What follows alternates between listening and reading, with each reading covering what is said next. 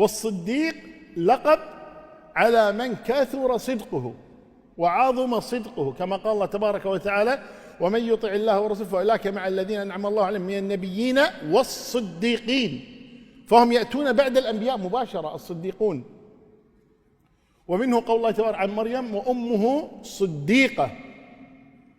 وقال النبي صلى الله عليه وسلم لما اهتز جبل أحد ركله برجله وقال: إنما عليك نبي وصديق وشهيدان. وكان رسول الله أبو بكر وعمر وعثمان، فسمى أبا بكر الصديق.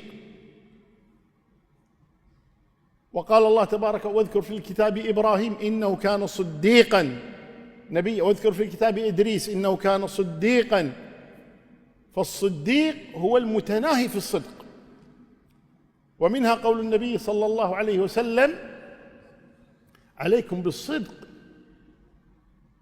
فإن الصدق يهدي إلى البر، وإن البر يهدي إلى الجنة، ولا يزال الرجل يصدق ويتحرى الصدق حتى يكتب عند الله صديقا.